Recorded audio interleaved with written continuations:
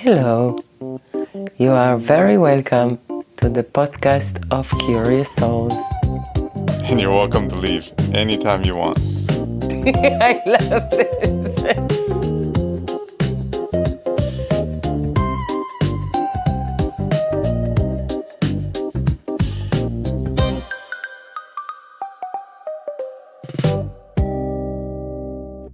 In Liberty State Park, next to the water on a bench, there's a nice breeze.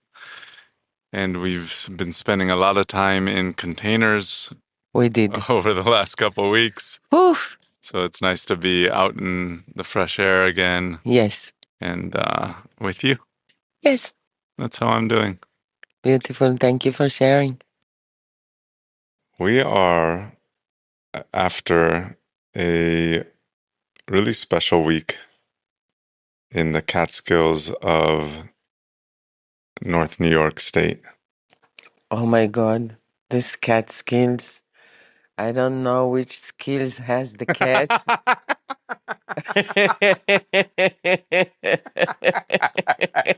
Or which cat has these skills? And exactly which cat has the skills and which skills has the cat. But it's one of the most beautiful areas I ever visited. It's so breathtaking beautiful. The nature, the way the people live. Wow. What do you mean the way people live? You know, when we landed in JFK and we took an Uber.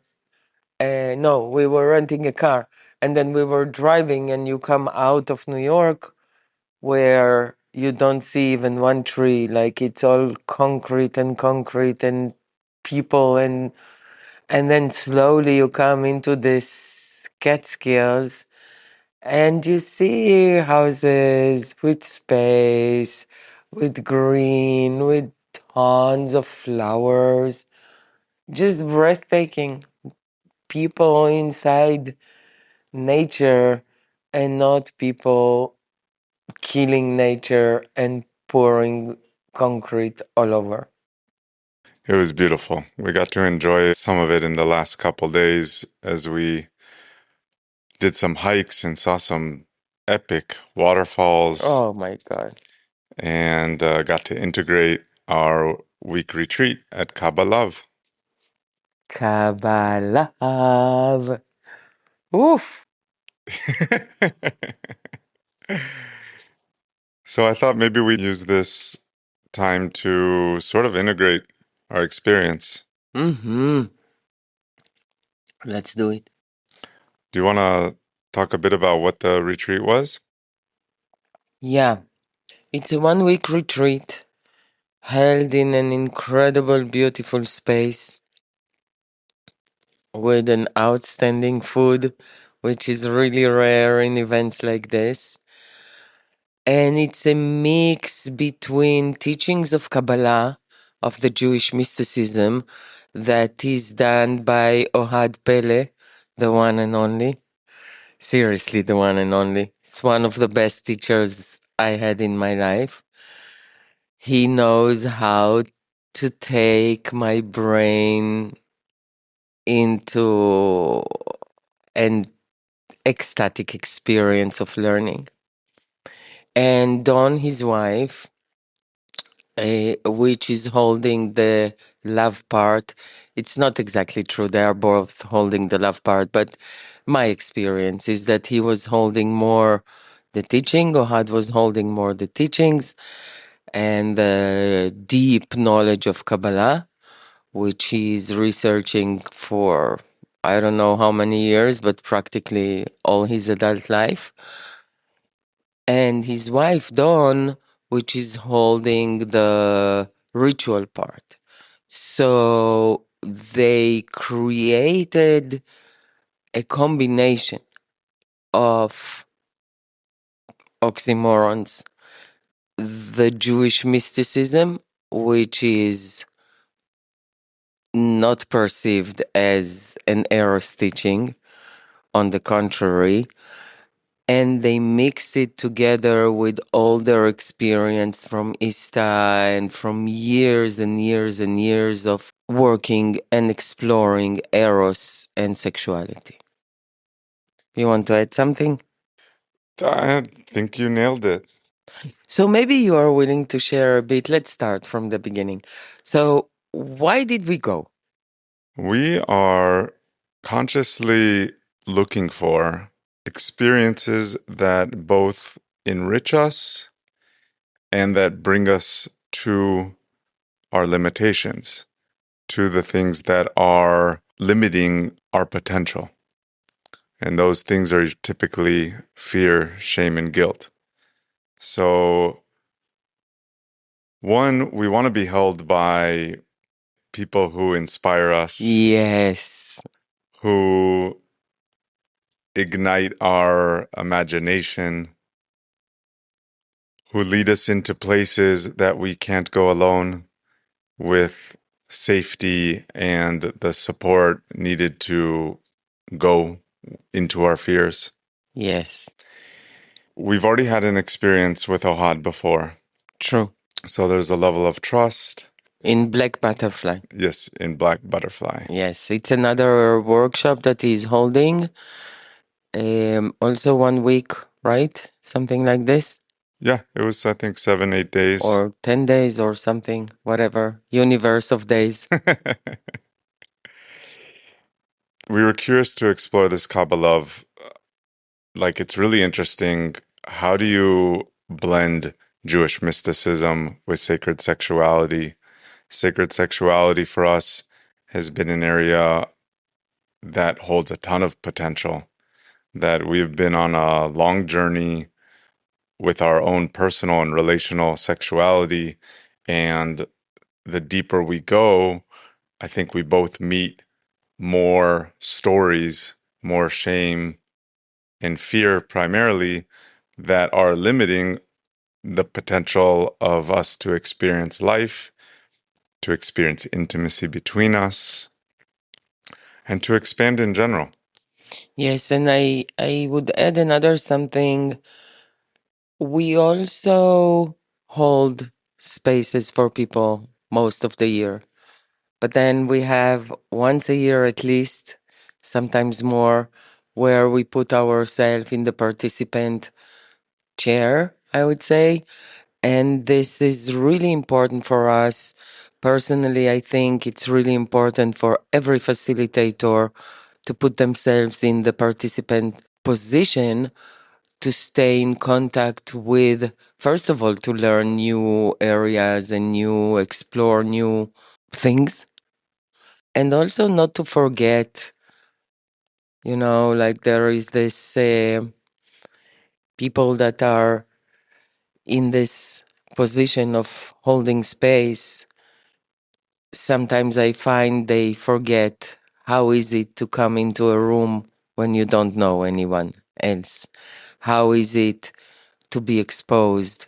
How is it to be on the receiving side? So for us, it's really important professionally and personally. It can become a really safe space to take the position of authority and separate yourself and sometimes even put yourself above others. And I know in my experience, it can be easier to tell people what to do than to live what you teach. Oh my God, so much easier. Word is interested in our own personal and relational development as our professional development. Yeah. And so I'd say I think we put ourselves in this position as participants much more than once a year. Okay. Either way. Okay. There's a lot of ways to explore spirituality, personal development, and a lot of the religion and cultural imprints are around doing it through suffering Yes. or through hard work. I mean, a lot of people refer to personal development and spiritual exploration as doing the work. Yes. So it has this connotation of being hard. And if it's not hard, then you're not really doing it. Mm-hmm. This weekend of Kabalove is actually exploring all of this through a different portal, True. the portal of pleasure. Yes. Would you like to share why we choose to explore things through pleasure? Sure. From what we see in our culture, as you said, the fixation is on suffering.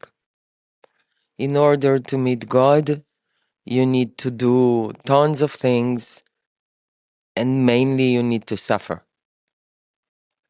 And we find that there is another way to experience God or divine or spirit or whatever you want to call it through pleasure.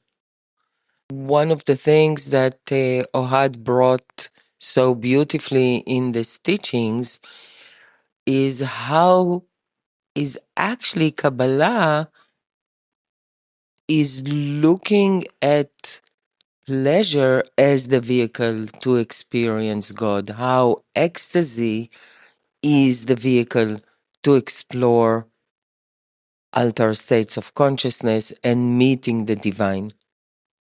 Part of meeting the divine, this idea of spirituality, is meeting the essence of something. And to intimately know something is to fully experience it. And it's difficult to fully experience something if you're not enjoying it, if it's not pleasurable.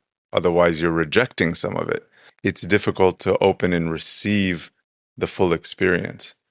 So I think that's one of the reasons pleasure is so potent.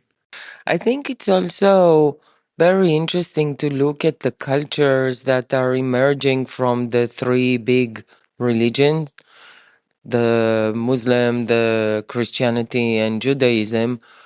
They are all referring to suffering, and they are all excluding and demonizing pleasure. And it's a big question for me why they do this. I think it's easier to control people that are not connected to eros and to Shakti or life force or Kundalini or however you want to call it, because when people are suffering, they are going into a victim. And the moment they are going into a victim, they are in the drama triangle. And the moment they are in the drama triangle, they are locked. And they're powerless. Exactly. Their perception is they're powerless, and they actually don't have, or I'll say, don't have energy to work with when we're in that victim consciousness. True. The pleasure, this eros Shakti, is the life force. Yes. And so when we're connecting to pleasure, we're tapping into more energy to create with. So we have more potential, we have more power, and that can be scary for people who are trying to control others. Absolutely. You had a number of profound experiences. I did. One of them was very much through this portal of pleasure.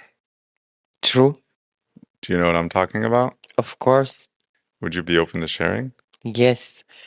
So let's see how I can share it without revealing too much, because if someone of our listeners will choose to go, we don't want to take their experience. But there was a ritual where I was receiving from you and another goddess. In this ritual, the main idea for me was to connect to the divine and bring knowledge whilst I am in peak pleasure. Mm-hmm. This was very interesting because before this, Ohad was talking, do you remember, about prophecy as it is written in the Kabbalah. Hmm. You remember the story? Generally, what I remember is that he was sharing how people were bringing the message of God to others. Yes, And then he shared a number of situations and also differentiated between when someone is channeling a singular message through themselves versus getting caught in the repeating of some collective consciousness that is not really channeling God. It's becoming like an echo chamber of some message, some agenda that someone is pushing. exactly. So, anyway, we are deep in this ritual, and I am experiencing endless amount of pleasure. And during this experience, I find myself in an altar state. When I'm in this altar state, you guys were asking me all kinds of questions, Mm-hmm. which we prepared before. What was interesting for me is first I didn't remember. I didn't remember that you were asking me questions. I didn't remember that I was answering those questions. What I do remember is that, I channeled 7 books. I worked for years with higher consciousness, which called themselves joy, and I channeled 7 books. I never channeled it through pleasure. And this one, the state I was in reminded me a lot this channeling state, but it was effortless. Mm. It didn't require any energy from me. Mm. I came out from this ritual not only with the answers, which again I don't remember, maybe you remember, but I do remember one of them actually. But this experience to reach an altar state through pleasure is really unique. I know how to do it with medicines. That's our profession, right? And that's the thing I love doing most is exploring alter states and different level of consciousness and what is possible. In this one, the ability to connect to an alter state through pleasure and to bring pure wisdom whilst I'm in this state was a completely new experience for me. And I think it's the first time that I got the concept of sacred sexuality. Mm. There is so many conversations about sacred sexuality, and we did Ista, and we did this, and we did that, and I experienced many things, but I still had this question mark of, okay, but what is sacred sexuality? After the ceremony, I know what it is. I think there are many ways and many rituals to arrive to this state, and probably there are different states that you can arrive to through sacred sexuality. But for me now, sacred sexuality is a medicine, is a way to move to an alter state and to direct the state that I want to be in through the ritual. So this ritual was about bringing answers. It's a different consciousness than bringing healing, for example. So for me, not only that this ritual was amazing and that the answer that came through were amazing, I got it. I got the knowing of what sacred sexuality is. So, why is it important to explore different states of consciousness? I can tell you why it's important to me. I Please. don't know if it's important to other people. Actually, from what I see in the world, most people are not interested in this. For me, that's the essence of life. That's the freedom of who I am, the richness of myself, because every time I move from one consciousness to another, I experience more of who I am. And if I stay only in one level of consciousness of working 9 to 5, taking care of the mortgage, taking care of the dog and the kids, and living the convention life, for me, it's a prison. So for me, researching and exploring alter states is freedom. Beautiful. I love this. Freedom is very important to us. Oh my God. Anything else you'd like to share about this experience? You know, as I said, I didn't remember what was asked and what came through, and maybe you can share a bit more. But I do know that the goddess that was with us in this ritual shared after that she asked me a question. And the question was, and please remind me if I'm not accurate here, but the question was something around how do I know that I need to let go? How do I know when it's time to let go? Yes, how do I know that it's time to let go? And the answer that came through, if there is a question, there is actually no question anymore.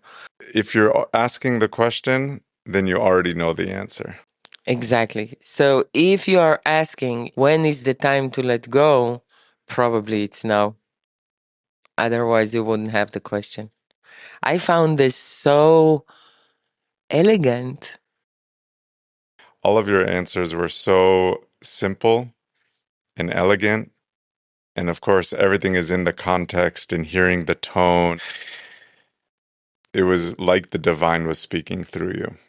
That's how it felt. Yeah. Absolutely divine. My first question to you was, what do you wish for yourself right now? Do you remember your answer? I remember what you told me was my answer. Go ahead. More of this. Yeah. Yeah, this And was really an experience. yeah, and then I asked you, what do you wish for humanity? Uh huh. And it was more or less the same answer. You said, I wish for all the women and children and all the people who are suffering to experience this kind of pleasure. Yeah, I still do. Beautiful. So, this was one of my experiences that had a very big print on me. And then I had another experience. You did. Yes, which was actually the beginning of your experience. True. True. Yeah, you are. I was harvesting as much as I could. Do you remember what happened? I do. For sure, I do. I don't actually, I need your assistance to remember here. My pleasure. I think it'll be helpful to go back a day before, the day of your channeling through pleasure. True. This day of we are before this ritual of channeling through pleasure, and I am deciding that I want to receive. I want to be the one that receives, and they have like a full process of how do you choose the people that are with you. And I don't remember exactly how it came to this, but I said that I want to be with you. And also, I don't remember exactly anymore what happened, but my perception of what happened was that I needed to fight in order to have you with me. Maybe you can help me. It's important to say that before we decided to register for Kabalove, we had an agreement between us that we don't have curiosity to explore sexuality when we're not together. We shared this with Ohad and Dawn. If it's okay if we participate in the retreat and we do all the rituals together. And they said yes. And with this, we signed up for Kabalove. And then this day that you had your channeling through pleasure experience, they were giving us the structure of how teams were going to be created. And it wasn't clear that you and I were going to be together.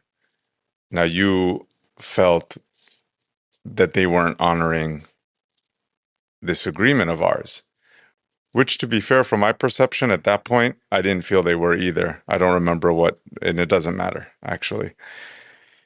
We ended up in the same group. Everything worked out. You had this epic.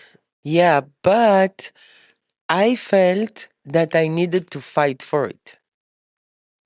Like there was a full conversation about you being in my group or not being in my group, whatever. My perception of this conversation was that I needed to fight to keep my boundaries in place and that my boundaries were not respected, although they were clearly agreed before and we received their consent to this boundary. And again, it's completely maybe it was your experience also, but it was my experience. Because when we were talking about it with someone else said that they experienced it as a joke, which was really interesting for me. But it doesn't matter because my experience was that I needed to fight for my boundaries. And I think that's the important piece because that's what came the day after. Right. And then you woke up. Go ahead. And then what happened is that we went into this ritual and I completely forgot about this because it was so much pleasure and so much whatever happening that I completely forgot about this experience. And then I wake up the day after and I wake up angry. By now I know if I wake up with the mood, it means I didn't process something from the day before. I go to the shower and like I'm on fire. I'm angry to the max. I come off the shower. I see you are waking up, and I'm telling you, baby, I'm so angry. And then it took, I think, one or two questions that you asked me to remember what actually was happening and what I didn't process, which is the experience that I needed to fight in order to hold boundaries that were agreed to. Yes. And then we had an important conversation about the day to come. We knew we were going into another ritual, and you asked me if I could hold this boundary. I wanted to have the experience of being protected by you. I wanted to have the experience of I don't need to hold the boundaries and that you are doing it for us.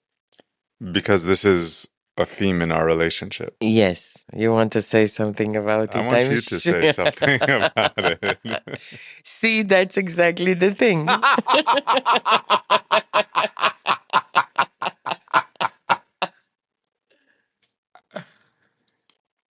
So we have so there's a dynamic and a story that I hold. that I don't initiate, I don't lead, and I am not in the protective role of our relationship of her. Yes, you are not protecting me. Yeah, that's your That's the story. as you said, you asked me to take charge of this situation and to ensure that we are safe and we are together and all is good. And my feeling was like, yeah, no problem. Like I didn't perceive any threat in the first place. So then, hours later, we are preparing, and maybe I can start by saying that I decided I was going to receive this day. Yes. This will parlay into my story after. Yes. We're now in a group puddle with Don and Ohad sharing what this ritual is going to be. It was different from the day before. Yeah. And they say something like the groups are not going to be the same as yesterday. You are lying on the floor, and I am lying almost behind you. So my head is on your chest, but all my body is hidden from Dawn and Ohad. Like I feel that I'm hiding behind you and I'm super safe and you are taking care of us. And I hear them saying there will be no groups as yesterday. And all my nervous system is going into stress immediately. You had a full experience. I think it's best that you share what you Oh my experienced. God. So they say this and you say nothing. Yeah. And I have a full body experience of being in freeze. Now, it's really important to understand that I usually don't go to freeze, but like my heartbeat is on 1000.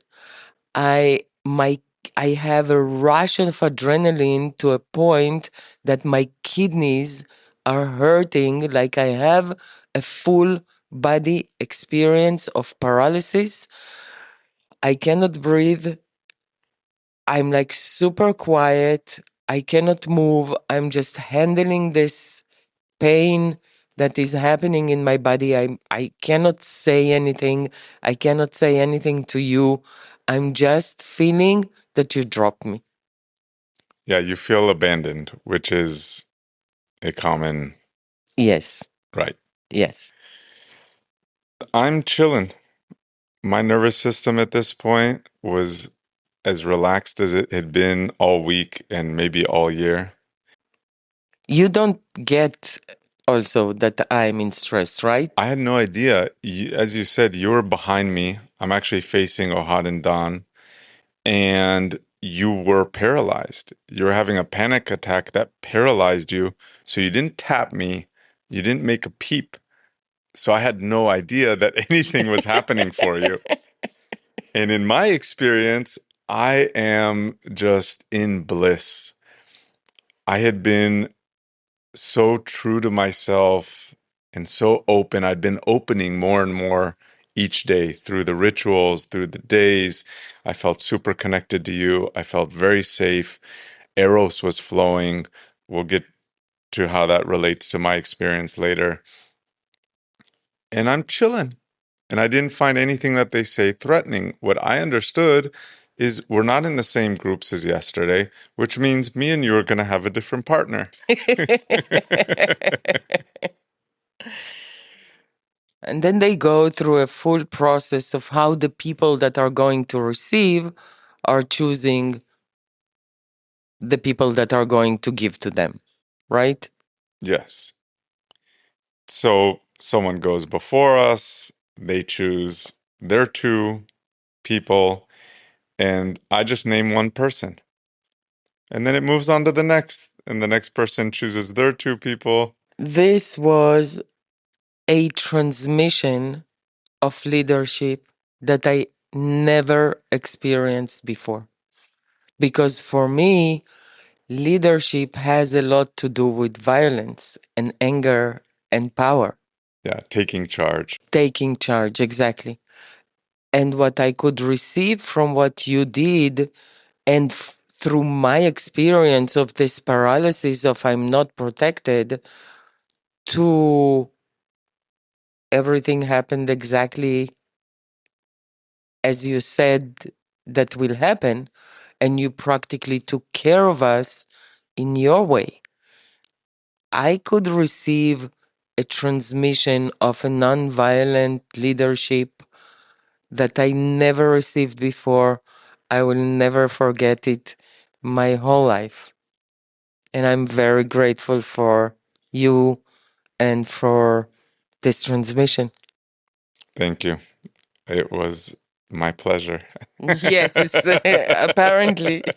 And it's my pleasure to hear and know this and know that like we have a new imprint, a new story, a new C in our wheel of creation to consider so that there is this possibility to surrender to my leadership and like there's a new layer of trust.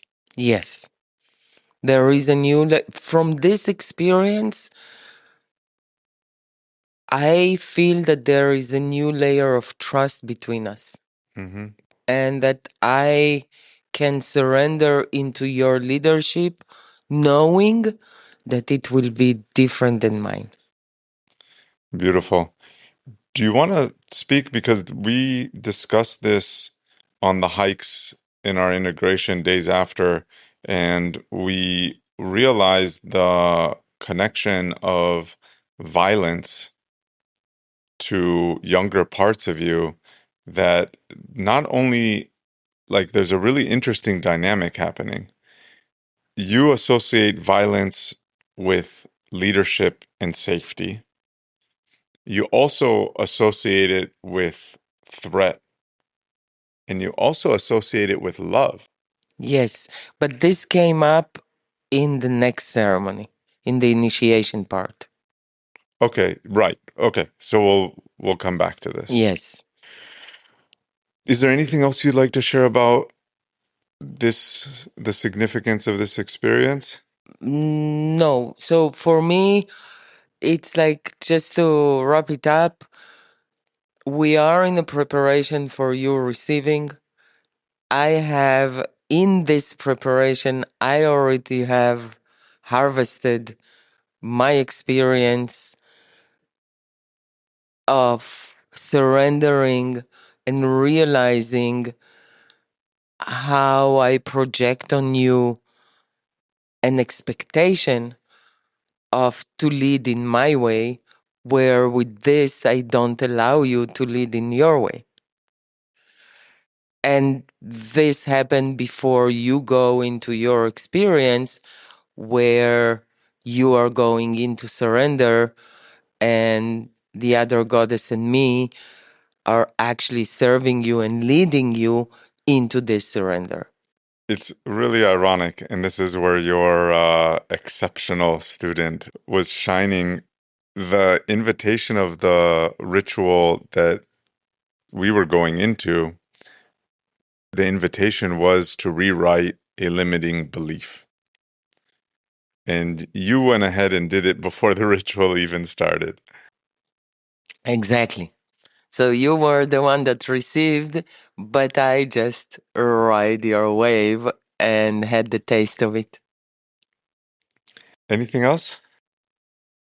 No, this was my experience, and then I'm super curious if you can take us to your experience, because you had a big experience here. I had a huge experience.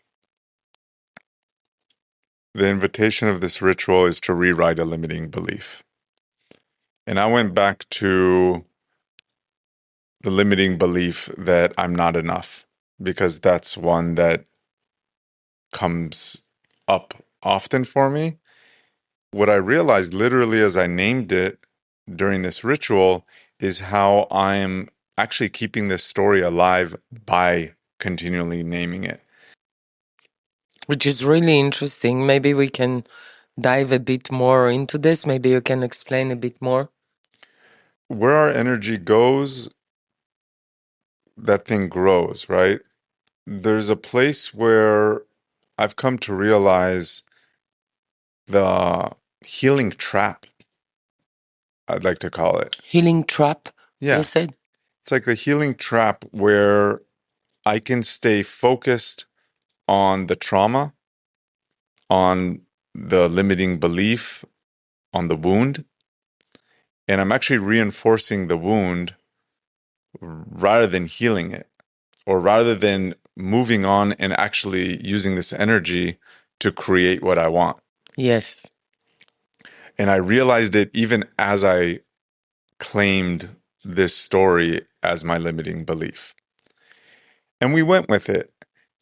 Now, this limiting belief is also coming from an experience of feeling like I always need to perform, like feeling like there's always more I can do. I can always do it better. And am I being perceived as the best? So we go into this ritual where I'm super exposed, physically and otherwise. I have you and another gorgeous goddess loving on me. We're in a room full of people with Ohad and Don, who I'm projecting unconsciously the mother, father, authority figures onto. And it's important to say that Ohad and Don even explicitly share that they are not taking positions of authority Many times. many times. This didn't stop me from projecting authority onto them. Of course. And for me, authority is the one that's judging me. So usually I'll go into loops about what are they thinking of me? Am I performing? Am I performing well enough? So I think just the intensity of the conditions I was in is really important for the experience I ended up having from it. And we're in this ritual for some time. It's timeless. A shaminate. A shaminate. We're in this experience for a shaminate. Shamanic minute. Yes. At some point, I just get up and I realize that this is not what I want to do right now. And it goes against, all the stories of what I should be experiencing with two gorgeous goddesses loving on me. And it's just not what I wanted. And the ability to get up and lovingly say this without fight, because my experience growing up is that I need to fight for my freedom or I need to go elsewhere for my freedom. Like that's the experience I had growing up at home. And what was so unique about this was I felt the most free I may have ever felt in my life. That was a profound imprint on my memory and consciousness. The feeling that I don't need to do anything.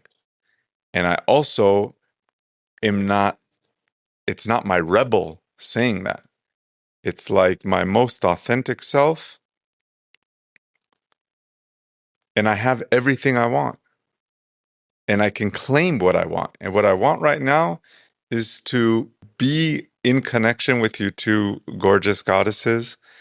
And we ended up just laying on the ground, staring at through the skylight at the clouds moving by. And I felt I had everything I wanted in the world. You were shining. You were beaming from light. You were all one and complete and whole and expressing what you want and what you need.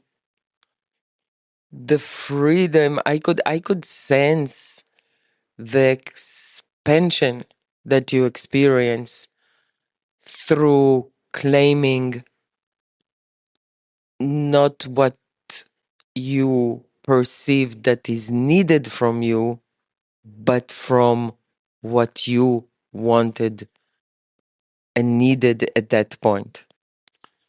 My nervous system was so deeply relaxed, and eros was flowing through me like effortless, almost like the day after combo when I haven't done it in a long time. It's like this effortless stream of energy, just like Kundalini coming from like the bottom up. Beautiful. Yeah, it was incredible. It was really special for me. The profundity of this experience was that what I wanted all these years was freedom. The not enough story was actually keeping me from experiencing freedom because I always felt I needed to do something. I needed to perform. Beautiful. Yeah. Okay, so you had this amazing experience of rewriting a limiting belief through pleasure, right? In this ritual of from not enough, from I'm not enough to what? Like, what would you say? So I'm free. I'm free, which is really incredible because it's not the opposite. It's not like you printed in I'm enough, True. which is really interesting because many times when people try to reprint a new belief, they go to the opposite, which is not possible because the mind will reject it because it's not the truth for the mind at that moment. What you did is exactly the way we rewrite beliefs. We go to a completely different belief, which is out of what the mind can connect to. I think that's what I'm really connecting to is it didn't happen in the mind. Yes. Say more. It happened through experience. It happened through what we consider like the feminine state where there are no structures. There was just experience. And then what emerged was the experience of freedom. Yes. And then my naming it became the new story. Yes. So you went through a transformation. Yes.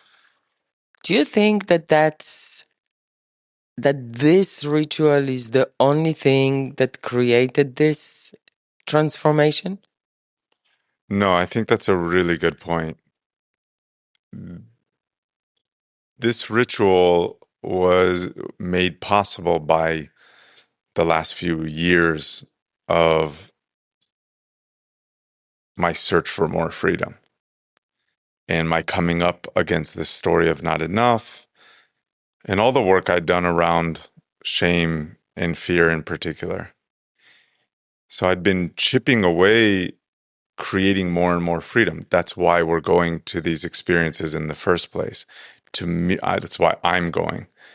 And that's why I'm exploring different states of consciousness and different containers and experiences that are bringing me in touch with my own fears and the things I'm ashamed of that are limiting my fullest authentic expression.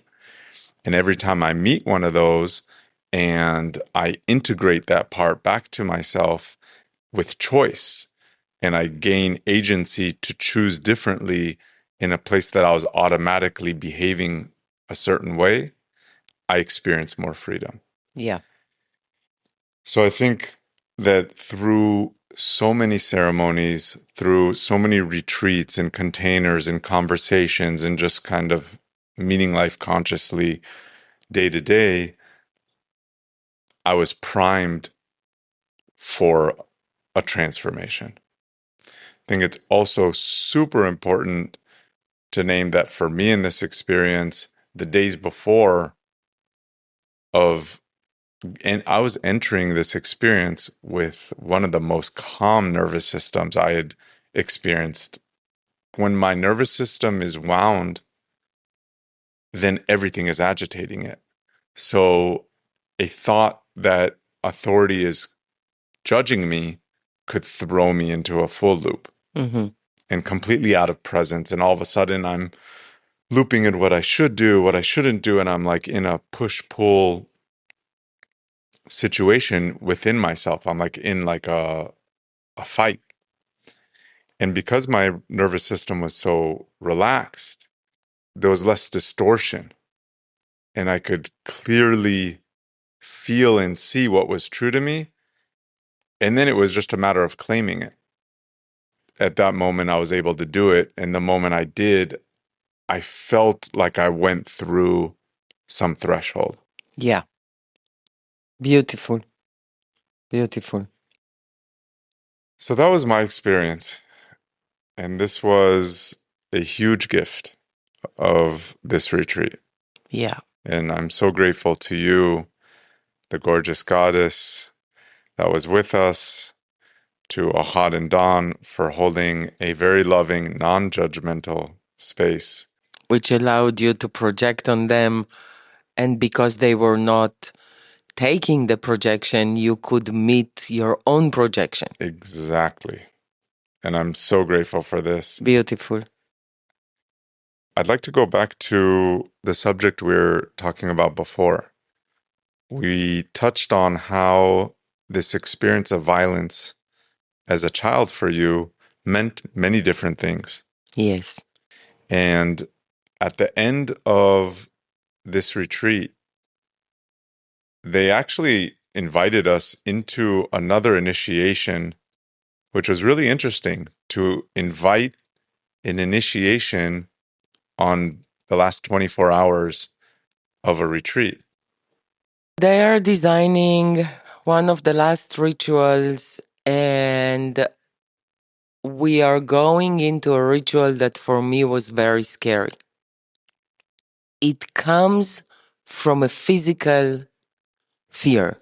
So the ritual for some people, because for you it wasn't scary at all, but for me it provoked, like this experience provoked a physical fear.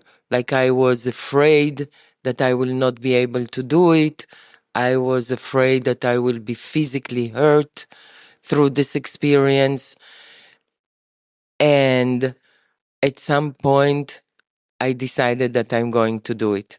Because when they described the ritual in the beginning, the first thing I looked at you, I was like, I'm not doing this. You actually told the whole group that you're not doing this. Yeah, well, I was talking to you. I didn't care about the group at that moment. No, but you told the group. I did. Yeah, you just made it clear. You drew a boundary that I'm sitting out for this one. I'm not doing this. Yeah. And then I don't know what happened. They continue to talk, and I'm continue to look at this ritual that they are designing, and I feel the fear, and I feel the physical fear that I'm going to be physically hurt.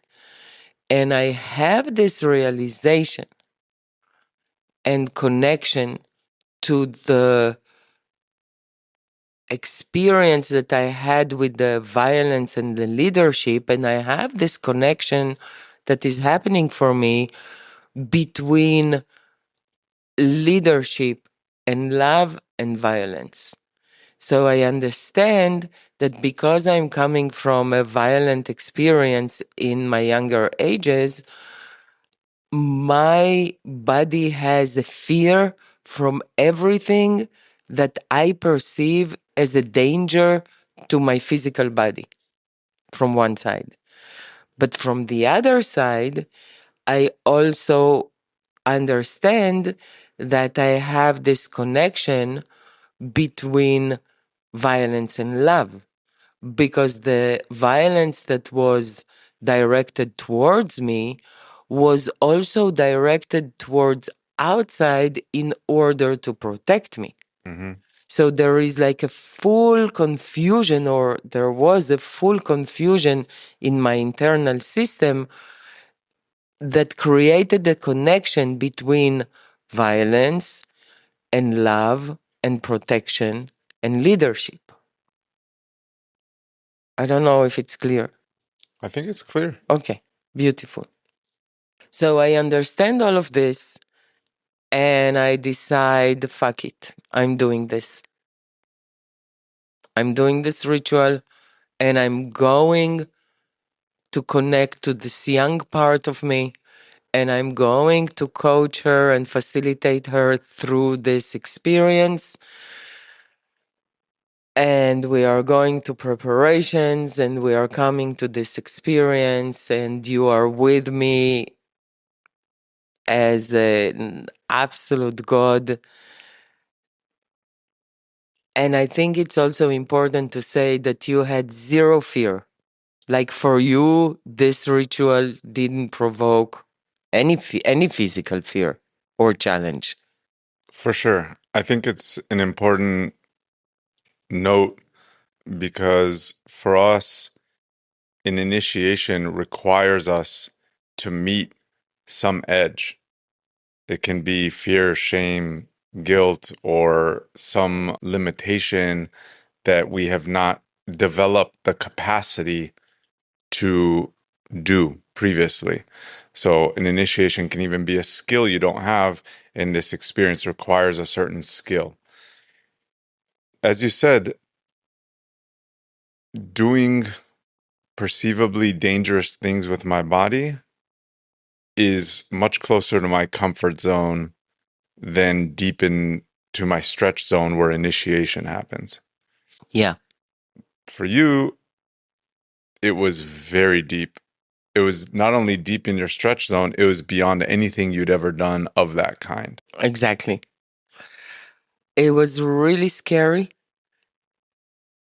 And I get this connection that I'm holding between a physical hurt, love, leadership, and all of this.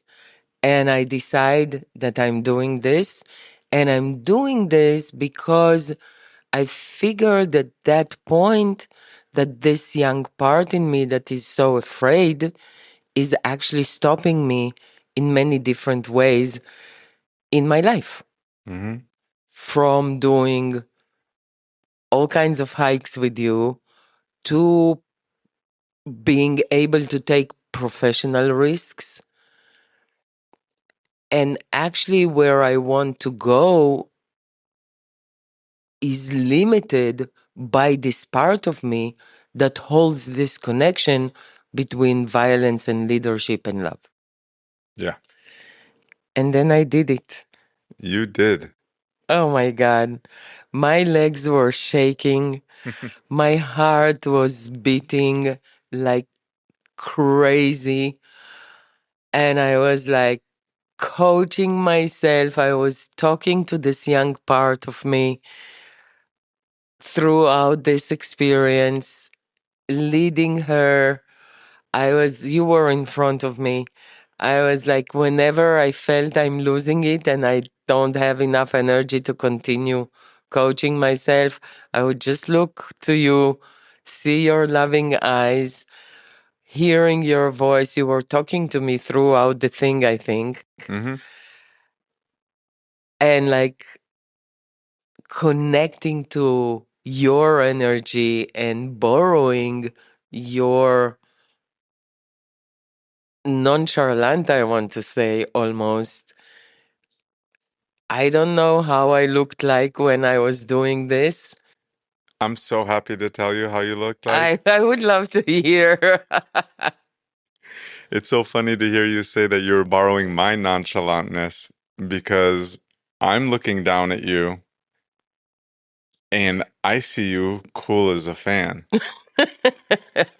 Like, I'm like, she has already crossed the threshold. Like, she's already embodied this courageous new form in her because I'm looking down at you and you're just cruising up. We don't want to give away like The whole the thing. whole thing.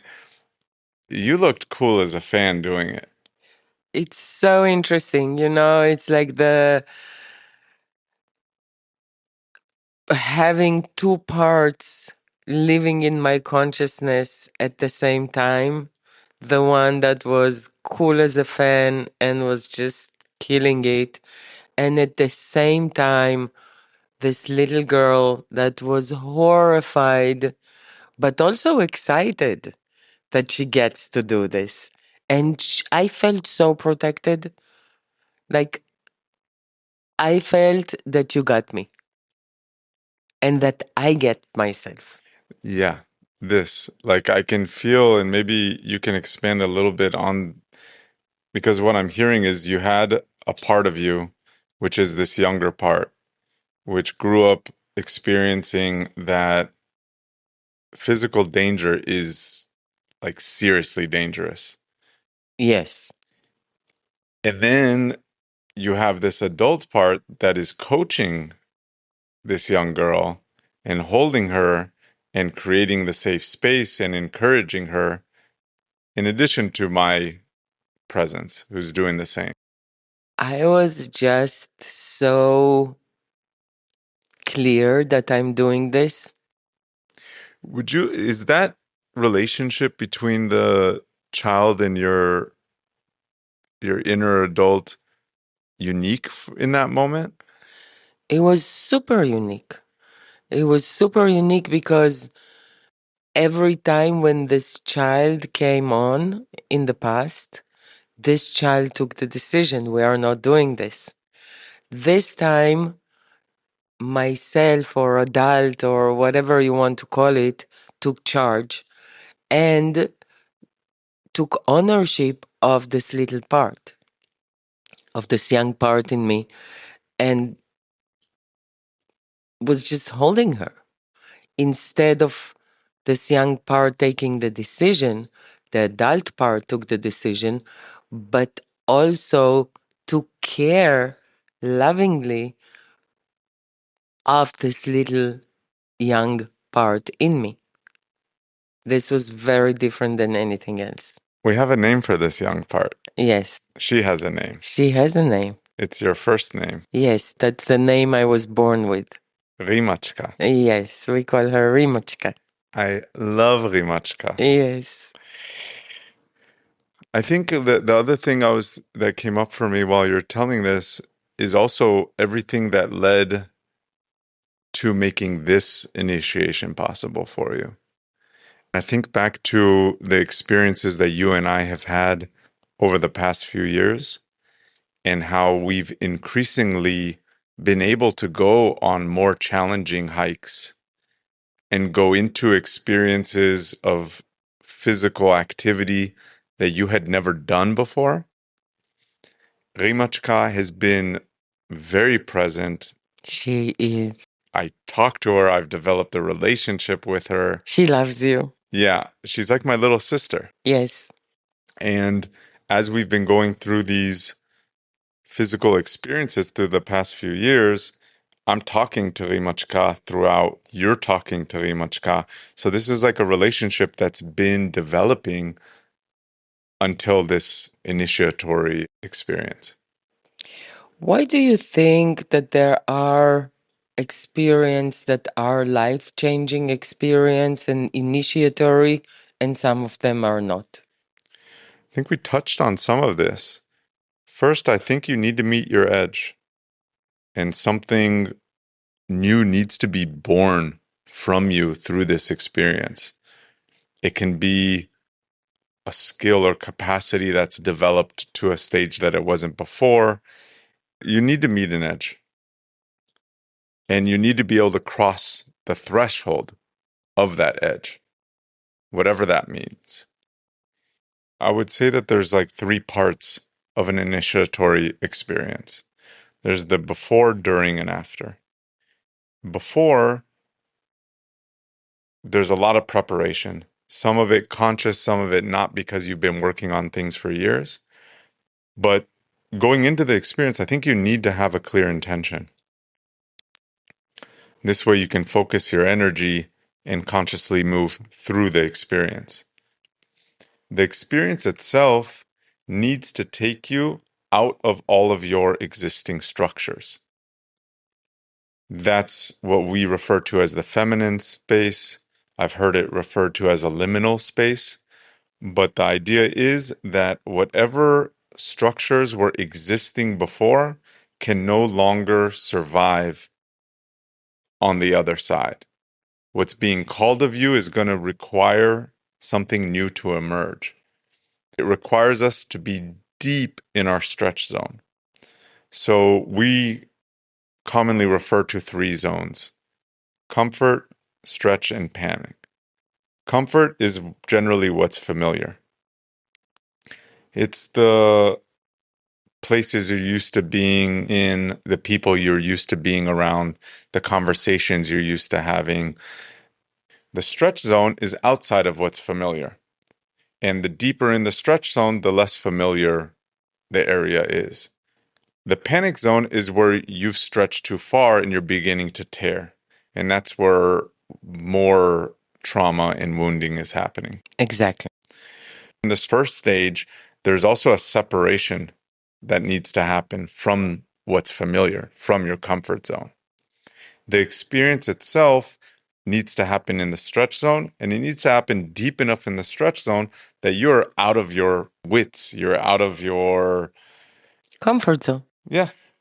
Now, it's important to say that the space needs to be safe enough for you not to contract and go into panic.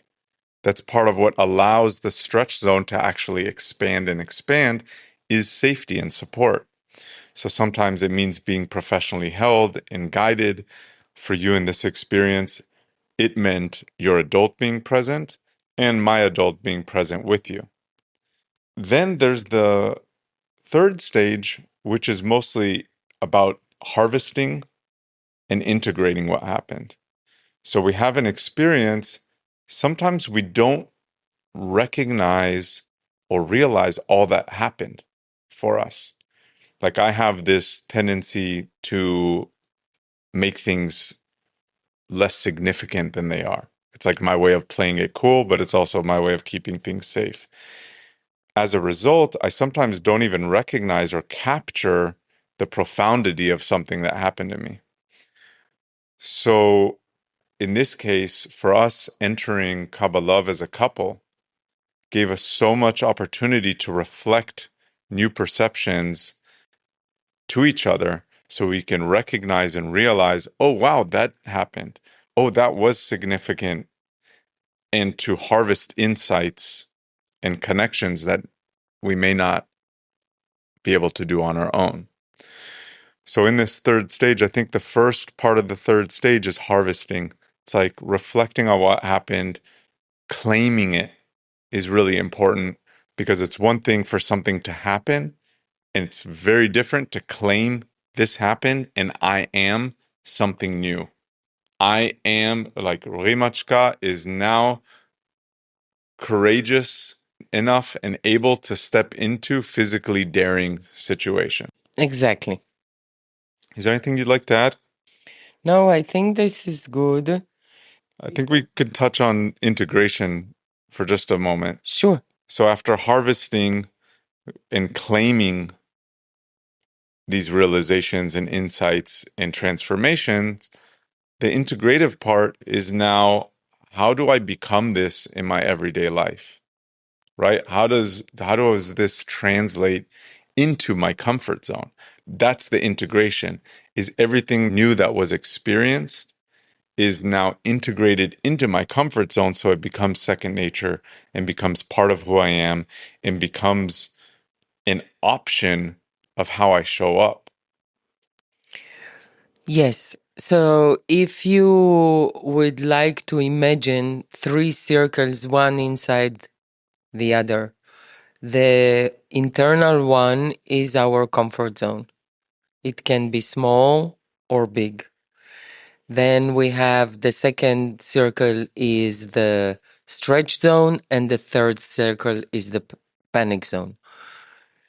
The idea is to expand your comfort zone more and more and more, and not to lose yourself in the comfort. Because we are living in a culture that makes comfort a god. Everything needs to be comfortable all the time. When you are doing this, you become rigid and your comfort zone is relative small. You're not expanding it. Our curiosity lies in how do we expand where we feel comfortable. And in order to do this, we need to go out from our comfort zone into the stretch zone. And then in the integration part, to expand the comfort zone. So the experience we had, which was in the Stretch zone. in the stretch zone, becomes now a comfort zone. Yummy.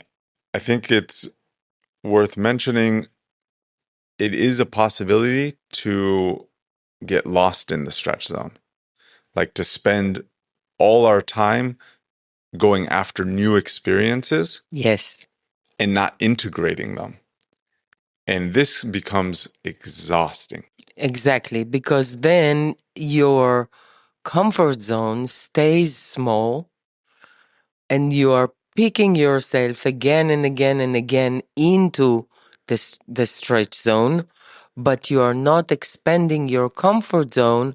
So the experience you had is actually integrated in your life, and you can then expand yourself and having those experiences as part of your identity and part of your life. Beautiful. Yeah, these experiences create the possibilities. The reflection helps us harvest and create meaning out of these Yes. experiences. Mhm. And then the integration is what actually sustains transformation. Amazing. Beautiful. Yummy. And we don't believe that experiences are what change people, True. right? That's what you're talking about with the Yes. people who chase peak experiences. Yes. Maybe we can touch on the significance of going into these experiences as a couple, because I think that's part of what really helps us go deeper into the stretch zone, feeling safe. Yes. Before we go there, there is another experience I would like to touch on, which I think was really important and significant. Yes. So, before this initiation ritual, but it doesn't matter anymore, there is a feeling for both of us that, and an understanding that actually we finished with the rituals and that the next thing is like a dance party and that's it. Oh, yeah, You remember this? yeah, I remember Let's this. integrate it again. Okay, go ahead. You're doing, I'm just brought into, I know what you're talking about. Yeah, I would actually like you to share because you had an exquisite experience with this as well. As you said, our understanding is we're done with these radical rituals. And we thought we're going into a dance party where one of the participants was going to DJ, which was like a surprise, as far as I know. Yes. We were going into closure. Energetically, I know I was already pulling away from the group. I was in the integration process, which for me means going inward. Then we discover that that's not what's happening that evening. That we're going into another peak ritual because there were some people who didn't receive that wanted to. And the truth is, we very much wanted these people to receive. Yes. So there was a part of me that was like an absolute yes to this, to be of service to these two goddesses that were going to be in our group who gave so much throughout this week, particularly to us. And so to be of service to them was really a gift. Yes. And there was a part of me that was already done. I had already checked out for the retreat. Because we had a group of four and most people had a group of three, we had twice the goddesses to serve. Yes. How were you at this point? As you said, those two goddesses were giving to us so much. I'm actually super happy for the opportunity to serve them. What I didn't realize is that we are going to serve twice, one after another, which is a lot. Especially on day 6, after we were already going into closure. And it's evening, it's late. Yeah, It's like it's after dinner. it's after dinner. Somehow I didn't realize that all the other groups are going to serve one person and we are going to serve two. Mm-hmm. I also sense you because I know we just had a conversation before that we are going to a dance party and suddenly we are not in a in a dance party. We are in a deep ritual and not one but two. I'm tired. I feel that you are holding, like I know your living pattern by now. So I'm feeling like part of you is already living and how you hold in. But I'm also realizing that we will be giving three each time and not two because we are four in the group. And we are starting the first serving. And I have this experience that the person that should receive is not receiving. And I find myself losing energy Mm-hmm. because I came to give, but I could meet the expectation of how do I want to give and what does it mean me giving. So I had a judgment about them not receiving, which closed my energy, made me tired. But because we were three, I could step back for a second and regroup myself. I were completely aware to what's going on. I was in such an altered state that I could see myself judging them instead of just supporting their ceremony, which is what I came to do. And it took me few minutes to figure it up and regroup myself and let go of the expectation and just be there for them as they needed it and not as I think they should do it. This was really exciting. It's impressive. Yeah, it was really exciting. And then after I regrouped myself, I could come back and just be there for them exactly as they needed it and support their process as they need it, not as I think things should happen. And I could witness this process. Like I didn't know you were in a process, but I could witness the energy shift in you because you went from, I almost want to say like enduring to playing. Like all of a sudden you're in your priestess, you're in your snake movements. We're in like a type of a hero's journey. Yes, It was very physical. yes. And for me, that's actually what anchored me into the experience. So Like what happened for you there? Because for you had another experience, a different experience than I did. yeah, you touched on it. I had a part of me that wanted to leave, that already had left, that had left the whole retreat Ciao. and was done and ready to rest and integrate. And I had another part of me that wanted to be of service. A common word in Judaism is mitzvah. My understanding of mitzvah, actually, my interpretation of it was something you're supposed to do because religion says it's a good deed. Maybe I add something Sure. here. So Hebrew is a very coded language and very interesting language. Every word has a root. Mitzvah is coming from the root of tzivui, of the root of, how do you say tzivui? Tzevet. Huh? Tzevet. No, No. this is his interpretation. Oh, Tzivui is impairment.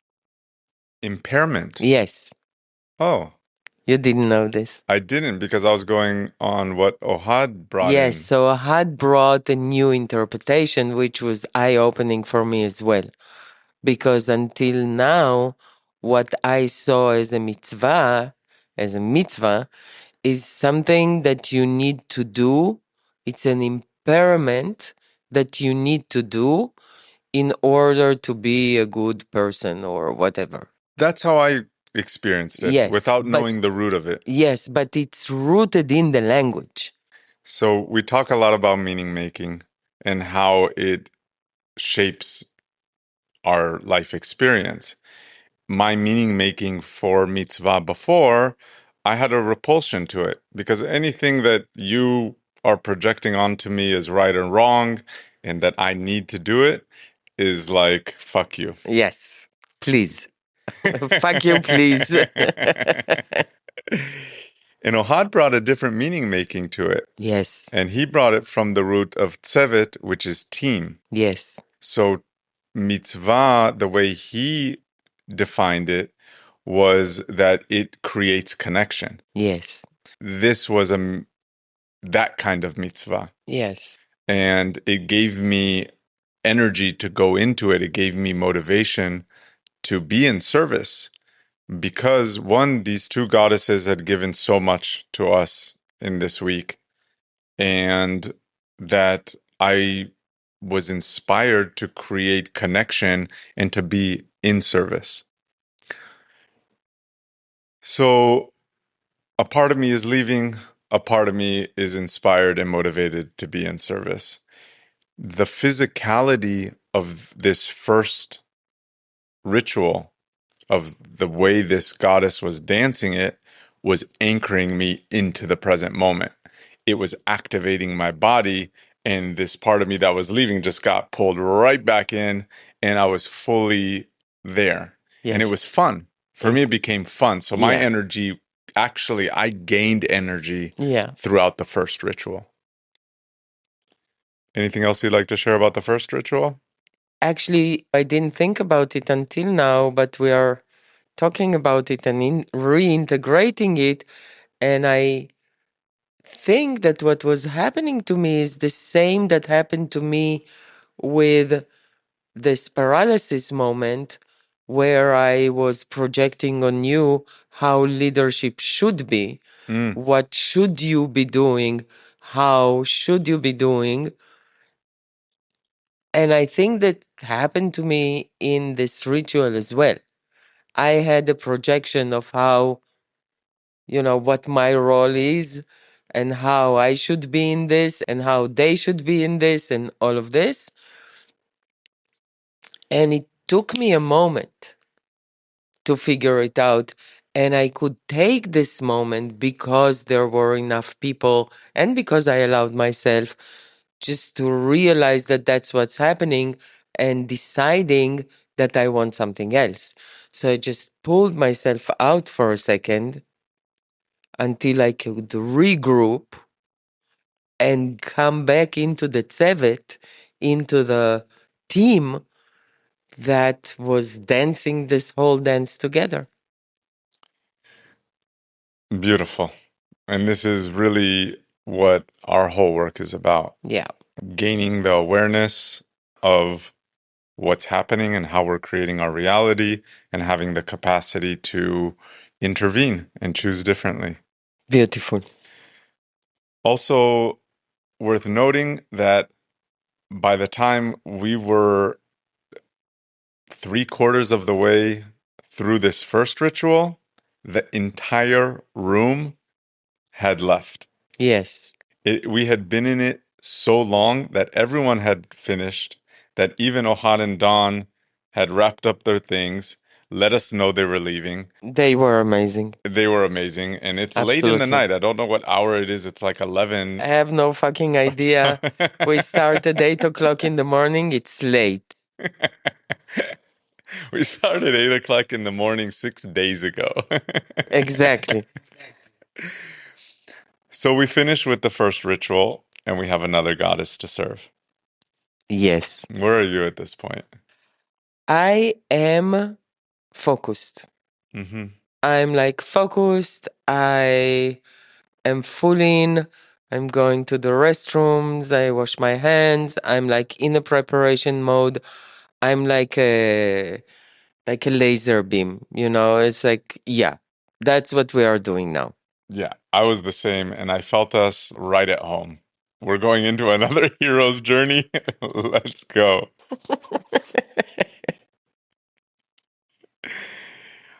Anything particular you'd like to share from this second one? I think the most beautiful thing that happened for me in this experience is that the goddess that was dancing came to a realization that She was channeling through pleasure. she was channeling, and she came with a question or with a feeling or sensation that she is losing herself. Right. And the whole ceremony was designed according to this. And then when she was in this altar state, she got this understanding. It's not even an understanding. She got the embodied knowing Mm-hmm. that she cannot lose herself if she's everywhere. In the middle of this experience, she opens her eyes wide and looks directly at us, So gorgeous, beautiful, shining as a goddess. and all of this divinity flowing through her. And she says, "How can I lose myself when I'm everywhere?" Yes. Wow. I have chills now just to remember this. Wow. Yeah. It was beautiful. Yeah. So it's whatever o'clock Well, we very whatever. Seriously, whatever o'clock. and we finally wrap this up, make our way to bed, and we wake up the next morning, and I have a bit of tension in my nervous system for the first time in days. I recognize that there's a part of me that felt betrayed. Like this part of me that didn't want to do this ritual held some resentment or something towards doing it. A couple things happened for me that helped me integrate this in a meaningful way. One was that I recognized my choice to do this was a choice that my whole self was making. So my whole self was listening to this part. It didn't reject this part. And it also recognized that there was still more that I wanted to do that I didn't want to do. Does it make sense? It does. My definition of sacrifice is trading a greater value for a lesser, meaning you're giving more than you're receiving. And this part of me the next morning needed to be met by my whole self and just be heard again, like recognize that I hear you. I know you didn't want to do this. And here's why I made this decision because there was more to gain than to lose. The other piece that I only recognized later one of the teachings during this week was a model of tying the role of the priest to the ego. And they tied the body as the temple. Now, for me, the temple is more than the body, it's like my values. This analogy was really useful in me identifying how often, like the difference between the priest being in service of the temple and then the temple being in service of the priest. And I think a lot of times in my life, and I see it reflected in our society, the priest, which is the ego or the institution, the structure that is holding the identity, is the most important entity. And everything is in service of this identity. Of the priest. Of the priest. Yes. From this, we're extracting resources from everything in order to feed the priest. I want to stay with this priest for a second.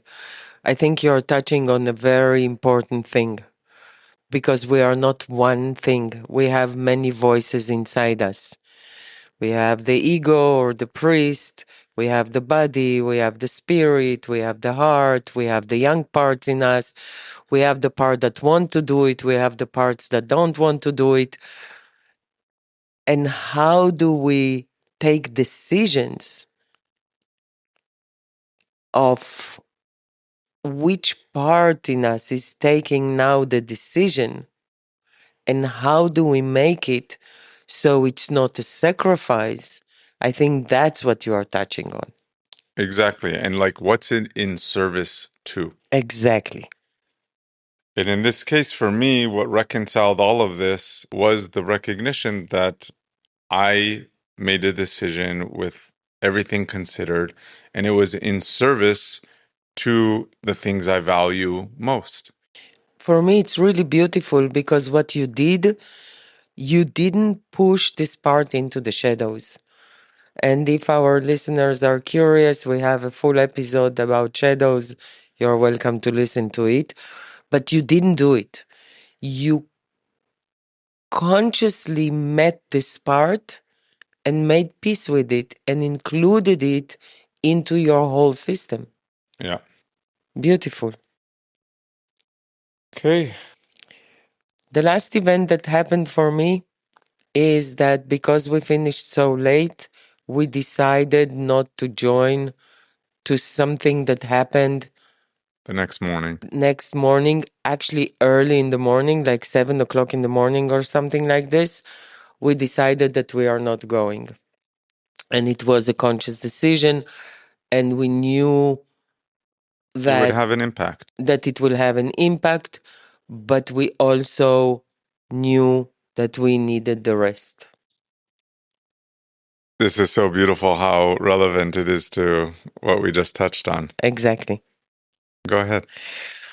So we decided we are not going, and we didn't. And we took another hour of rest, and this decision had consequences. Yeah. Because some of the people felt Offended that we didn't show up.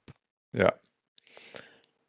And it was very sweet for me to meet the consequences of our decision with so much love and compassion, but without judgment. So I didn't judge them for feeling whatever they felt, but I also didn't judge us that decided not to go. I also feel like we met it without apology. Yes. Like with full compassion. Yes. Absolutely seeing them, understanding their experience and sympathizing with them. Yes.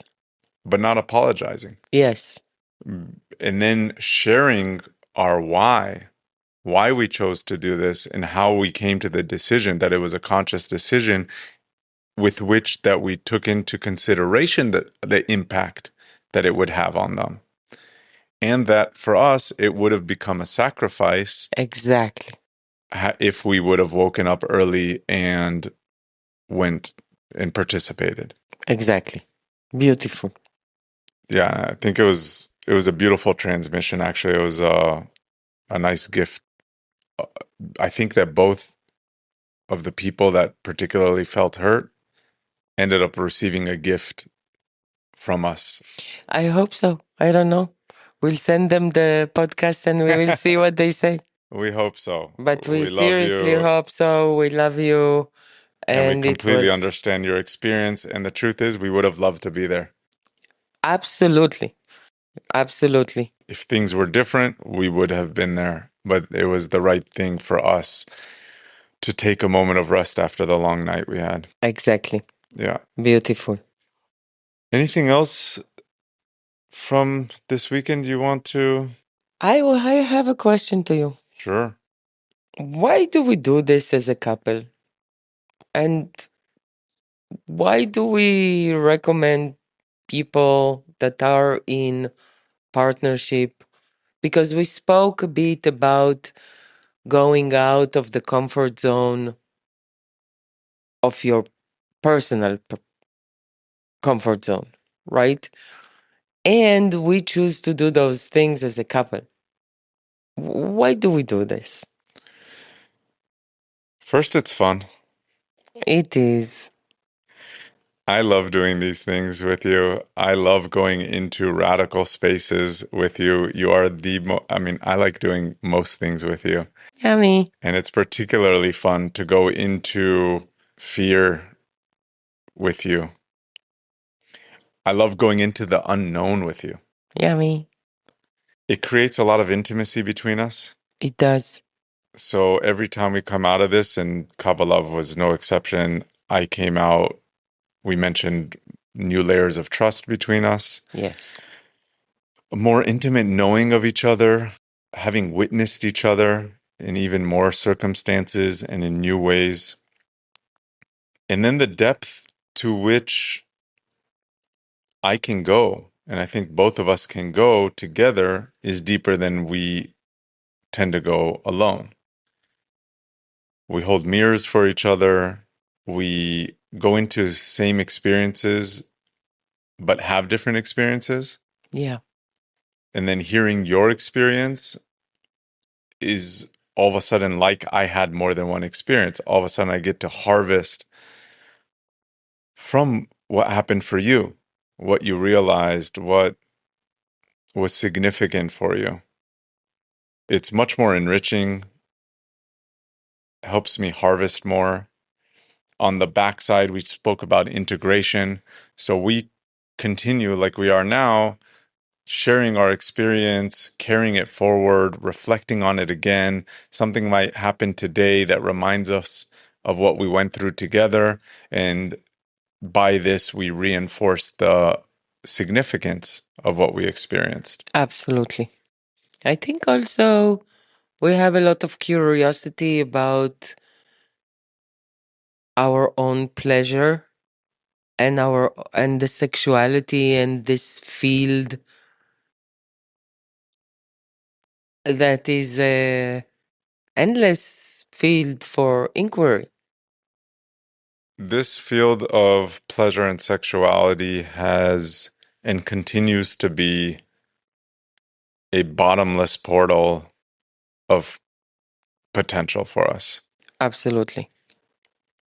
And I'm so grateful to have you to go through these experiences with, so I and we can free ourselves to experience more pleasure, to give more pleasure, to create more intimacy in our life. And to explore alter states. Yeah, to Be- explore what else is possible. Beautiful. So, what did we take out of all of this?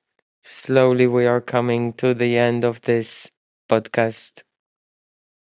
I definitely came out with a new sense of freedom. Amazing. I come out knowing and trusting you more and feeling us even stronger and closer together. Yummy. It opened new channels of eros. Wow. Another thing we came out of this with is the shared realization that for the moment, we're not interested in exploring our sexuality in communal group spaces.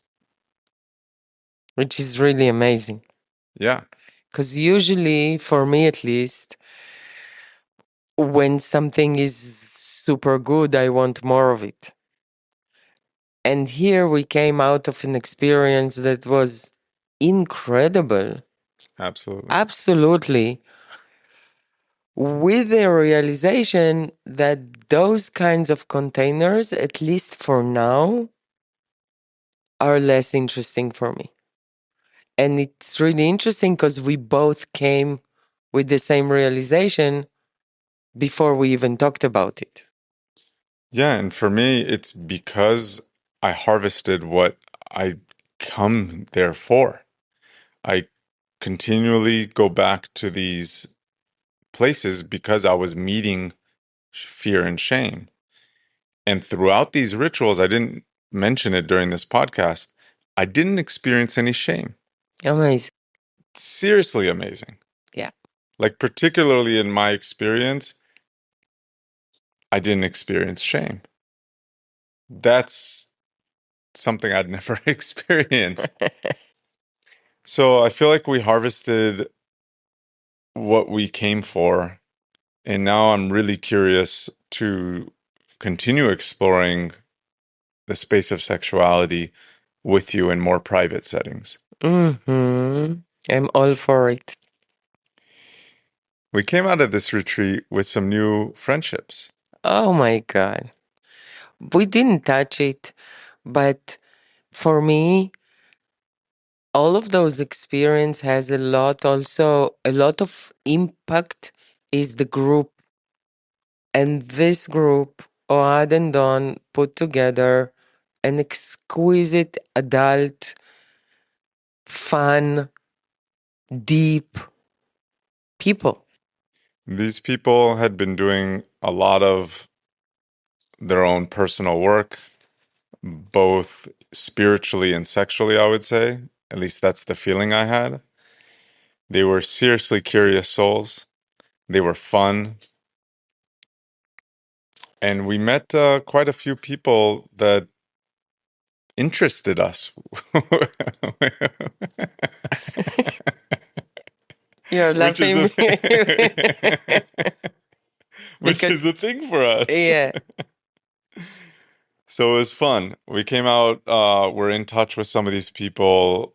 We actually stayed at one of their homes 3 times already. And it was absolutely fun. So much fun. For me, also, the radical teachings that Ohad brought were super significant. I'm Jewish. I'm connected to the Jewish mysticism. I have a lot to say about the Jewish religion. I have a lot of, how do you call it, judgment about the Jewish religion and like what you should and shouldn't do and all of this. And to meet the Jewish mysticism through this lens that Ohad brings is absolutely unique. We walk away with some new language and new perceptions out of all of this, and for sure some new rituals. I was just reminded of one of the most profound realizations that I walk away with. Tell me, I want to know. Ohad did do a teaching about shadows. True. It was very similar to the teaching that we experienced in Black Butterfly. One of the best teachings about shadows I've experienced. And he's talking about the opportunity to listen to these shadows' needs. If you want to know more about shadows, we have a whole episode about it. His definition of shadow is exiled parts of us that we exile From our consciousness. from our consciousness. And this invitation of his was to listen to the shadow to hear its underlying need. What I came to realize is that potentially there is a single inherent need that all of these parts have, and that is to belong and to feel connection. I have this theory that there is this essential desire of existence to be in connection, to experience connection. So the realization I had is that these parts of us, what they're actually seeking is connection, and they're creating it by creating what they're feeling outside of them. Can you give an example, maybe? If I feel hurt by something that you did, that part of me will try to hurt you out of the desire to feel connection. This. And in this way, I can perceive everything as an act of love. Beautiful. So even countries at war, I can perceive it as what was exiled was acceptance and love and belonging. And these parts are hurt, so they're inflicting hurt outside of them, not only because they want to hurt them. The deeper, that's the strategy. The deeper need is to feel connection.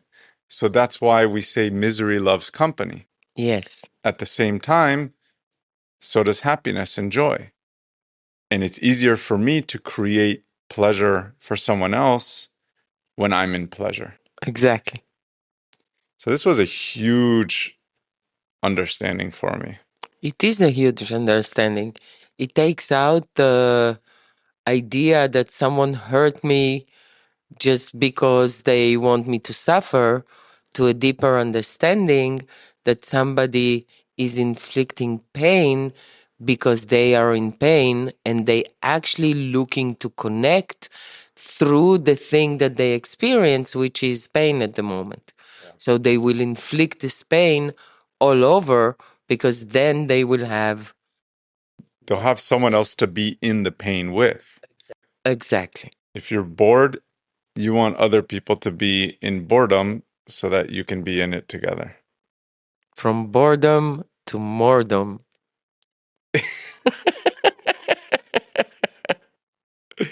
We'll leave that as an inside joke, but it is Yes. a perfectly placed inside joke Ex- relevant to Kabalove. Exactly. Shout out to the people listening to this Yes. that understand this joke.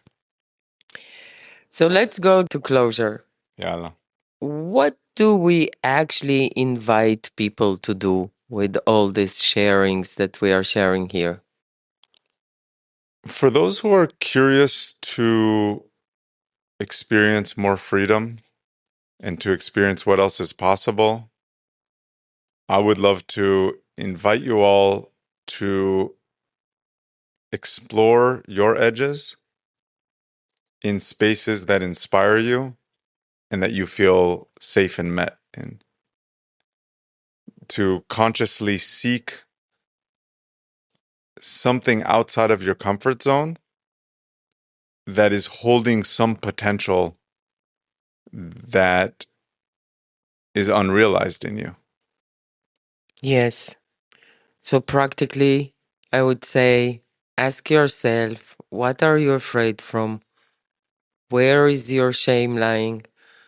What are you feeling guilty about? And then find a container, an experience that will allow you to go through this shame, guilt, and fear in a container that supports you with the right environmental conditions. Exactly.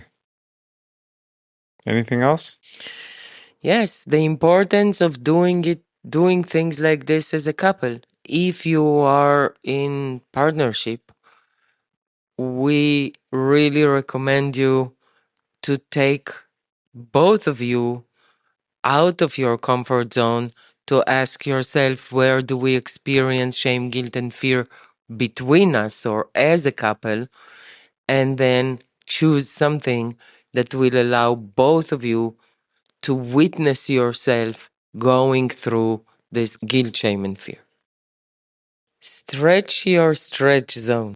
Yes, and stretch your comfort zone. And stretch your comfort zone. We'd like to thank Oh, Ohad and oh my Don God. So much gratitude to those two beings of light. and darkness. And please, some darkness. Please, some darkness. This was a beautiful experience. It was beautifully organized and held, and we're seriously grateful. And I want to say, in those thanks, thank you to the amazing chef. True. Oh, wow. The food in this experience was beyond and over and beyond. And thank you, Sarah, for holding this kitchen for 7 days, 3 meals a day, with gluten-free options and dairy-free options and all free options and all included options. And the food was just an experience by itself. Every single dish was spectacular, and nothing went to waste. Oh my God. It was incredible. Whatever was left over from one meal got recreated into something completely different for another meal. Sarah, I love you. Yes, we want you in our life. Yes. This is a reminder that you have a warm invitation to the Temple of Whatever in Panama. Please. We want you, bring your gorgeous. She was also cooking with her daughters. Yes, she was cooking with her 2 daughters. The energy of those 3 little elves was just such a nourishing meeting point for everyone. So thank you again. Thank you for the amazing host that we had. Mm-hmm. We were in a gorgeous place, which we will not share because this was the invitation. But wow. The host was super generous, super sweet, and created this space to hold transformational experiences like this. This was fun. I love you. Oh my God. If you are curious to hear more, you are welcome to listen to other episodes and to the future ones that we didn't do yet. And if you are curious to meet more of our magic and know more of what we are offering, you are welcome to visit CuriousSouls.fun. not .com. .fun. You've been listening to Lilith and Omer. to Curious Souls. When we're not recording podcasts, we're creating sacred spaces for self-relational and spiritual exploration. We offer private retreats tailor-made exactly for you. We also hold ceremonies, intimate, private, or community. All the way to our 9-month pilgrimage called adulthood. We utilize the intelligence of plants To guide you to meet yourself and each other more truthfully playfully. and with a lot more wonder. Check out our website, CuriousSouls.fun. not .com, .fun.